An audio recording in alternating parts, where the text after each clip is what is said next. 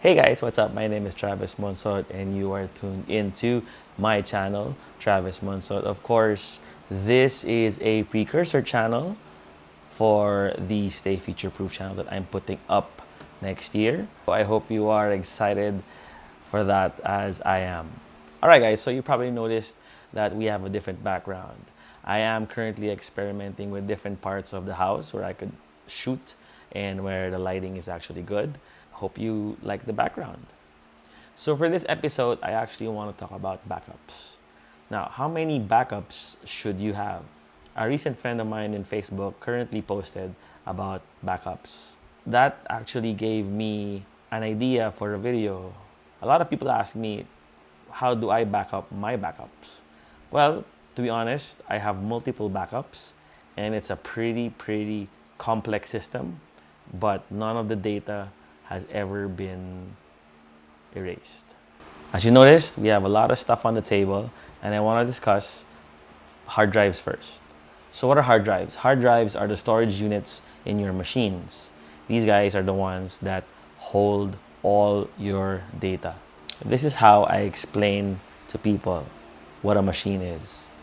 So the processor is like a librarian, and then the storage is how big her library is. Now, the RAM or memory is how much coffee she has, and that's what gives her the pep to look for your files. Because when you open a file in your laptop or your desktop, the librarian or the processor gets the file from the hard drive using the memory. It's a read and write process that your processor does for you to open a file. The newer the processor, the younger the librarian, the zippier the experience. The more RAM you have is the more coffee that she intakes, and that's where she gets her speed to open multiple files or get multiple files from the library. Now we are focusing on the hard drives for today. So we have a desktop hard drive that is 3.5 inches and it's about yay big, and you find those guys normally in desktops, in servers. Right in front of me is I have a 2.5 hard drives. Now these guys are what you probably would see in your laptops. 2.5 is the size from here to here and it's pretty thin. Now this is a SATA connection port. It's universal, and right now this guy is being replaced with this. These are called SSD drives. Now the biggest difference between a regular hard drive and an SSD drive is that the regular hard drive has a spinning disk inside of it. When you put on your laptop, the disk already starts to spin. When you move your laptop around, the needle reading the disk starts to move around, and that incurs a little bit of data loss, and if the movement continues, you get corruption of your OS. A lot of people have the tendency to put their laptops to sleep and then carrying them around. I always suggest that if you're gonna carry it from one place to another, I suggest that you put off your laptops first before moving them around, because even when it's still sleeping, these guys still spin. Going to the SSD, this guy has no moving parts. This guy has the insides of a USB flash drive. It's those little black boxes that are put together and you get your SSD hard drives. Now these guys are the same size, 2.5 inches, and I recommend that you replace your hard drives in the laptop with these guys, as even if you move it around, no data loss happens because there's no moving parts. But the biggest thing here is that there is a read and write limit. But don't worry, it's in the hundreds of thousands, so I don't think you'll be able to reach that limit in your lifetime. Now, the newer laptops have a different kind of SSD. It actually looks like this. This is a casing for an SSD of a MacBook Pro Retina. The SSD is inside, and this is a 2.5 gigabyte drive. This drive, or this guy, has the same amount of storage as this guy. Now, drives basically vary in storage. So you have a 2 terabyte drive and you have a 4 terabyte drive. Now, let's talk about backups. So when backing up your files, a lot of people think of the normal, okay, I have an external drive, It's going to be hooked up to my machine via USB, and then I'll just copy the file on that, and then I'll just forget about it. That's what the norm is when it comes to backing up. Every now and then, you just go back to it, replace the files. Yes, it's a normal cycle of backing up. My system takes that backup further. If I get 2 drives, one is a backup of my machine, and then I back up this drive onto this drive. So I have multiple backups of all the files that are important to me. Also, I have what you call a NAS, or network access storage. Now imagine 2 hard drives inside one machine. 2 hard drives, right? Let's say I have a 2 terabyte and a 2 terabyte. Put them all into one machine, and then that machine can be accessed through my home network, and that's where the magic happens, because I am able to put files there that other users can also access, and I can also use a part of that storage to back up my backup's backup. You guys get it? So I have multiple hard drives that hold the same information, and I regularly update all the information that is. It's a bit tedious, but me being a little bit OC, it helps with backing up files. So if I need to find something, then I'm okay with it. Now, a lot of people say, hey Trav, why don't you just use Time Machine? Yes, I am a Mac user and I know what Time Machine is, but for me, there is a little discrepancy with Time Machine. Yes, Time Machine can back up everything for you and you don't have to worry about it. That's what's good about the Time Machine system. But I've noticed during the years that I've been using the Mac OS, Time Machine also backs up the corruptions in your OS. So whatever little corruptions there are in your OS, Time Machine also backs up. And that for me is a bit of a no-no, because when you revert to the old system via your Time Machine, you still have the same corruptions or same OS problems, which can also further, or which can also mature as you again go along the use. So your backup now becomes redundant because you also backed up the problem. So me, I always like to organize and copy my folders on the backups and keep them backed up. Now, I have several portable hard drives for backing up, and I also have several 3.5 hard drives in what we call a hard drive bay. A hard drive bay is a machine that has, again, multiple hard drives, but it has different bays.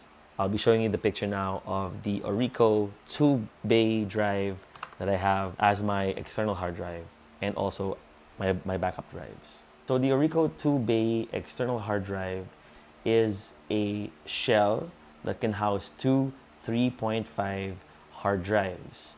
Now, the purpose for this is to have a physical backup that's just at home and no one can get access to.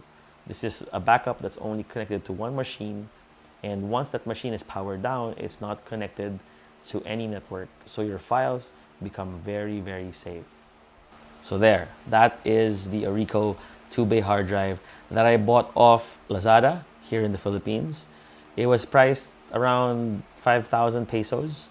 This gave me an opportunity to put in 2 4 terabyte hard drives, which can store my files and act as a main backup for all of my backups. I have 2 main machines. I have the iMac and the MacBook Pro, and all the files there are all backed up, especially my DJ library, my Pioneer hot cues, my pictures, and all of my music on my personal iMac. All the old files I have, they're all there. All my installers, all of my updates, and all of the media that I have are spread across my backup. So I don't have any chance of data loss whatsoever. So I hope you guys enjoyed that little talk about backups. Don't forget, you can actually get the newer SSDs to replace those old slow hard drives to get your machine optimized. And of course, don't forget to add more memory to your machine. For the Retinas or for the newer models, you can get the SSDs, of course. For the PC laptops, of course, you get the M.2 SSD drives. And for the Apple Retinas, depends on what year you have, but you can get now 1 terabyte to 2 terabyte upgrades from the brand Transcend. They offer upgrades when it comes to your SSD. So if your 128 or your 256 gigabyte SSD is a bit lacking already, then you can already order from Transcend the upgrade kit. Now, if you don't want to spend too much for internal storage, you can always get the Seagate or the WD drives, the portable drives. These are 2.5 drives encased in external cases that you can bring around with you. Of course, these are USB 3. They are pretty much the standard when it comes to connections. Be wary though that when it comes to portable external drives, you pay more for the connectors. So if you have a USB 3, these 2 terabyte drives will probably cost you 5,000 to 6,000 Philippine pesos. When you're using Thunderbolt or when you're using USB-C connectors, the prices go up. So be prepared to shell out a lot of cash when it comes to different connectors. Now, why do you spend for those connectors? It's because those connectors give you the faster data transfers. Of course, if you are rocking an SSD and you're using USB 3, that's fast already. But imagine if you're using an SSD and you are actually using a Thunderbolt 3 or a USB-C connector, then it's probably twice or thrice the speed of your file transfer. All right, guys, so here we are in this new part of the video where I show you what I was able to find for a good price online or in the stores. Now, I am a frequent buyer from Lazada as I find a lot of stuff there. I was able to find replacement LCDs for the iPhone 6. My brother broke his iPhone 6 LCD, so I was able to buy a decently priced LCD of Lazada, brand new of course, and I was able to replace that LCD. Now after doing that, I've already ordered a couple of stuff, and one of those things that I found was a USB-C hub for my MacBook Pro.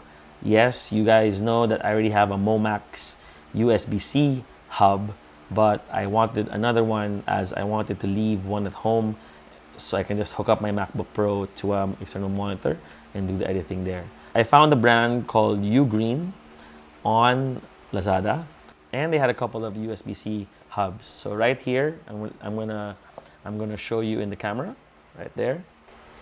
Okay, so this is the USB-C multifunction adapter from Ugreen, and I'm gonna be unboxing this for the first time right in front of you guys. So the Ugreen, I'm assuming, is a China brand. All in all, this came out to about 2,000 pesos, a little over 2,000 pesos. And it says here that it has a port for an HDMI, flash drive, SD card, micro SD card, and of course, LAN or internet. So let's open it up. I'm gonna put the packaging away. Comes in a nice brown box. Okay, so inside the box, we have a piece of cable management. We have the hub, and we have the manual that's in Chinese, and we also have it in English. Of course, this guy came from China, and I want to see how well the Ugreen ports or the Ugreen USB hubs go. It has an LED indicator here, so you can see if any of the data is transferring through this hub. Now, I'm comparing it to the Momax that I have, which I bought for around 6,000 pesos. This guy is about 2,000 pesos. It's looking the same. I have, again, the LEDs right there, if you can see it. I have the SD card, I have the micro SD.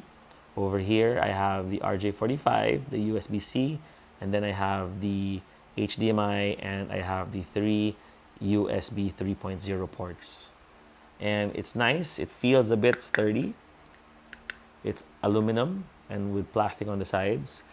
The rubber or the cable is it feels a bit heavy duty also.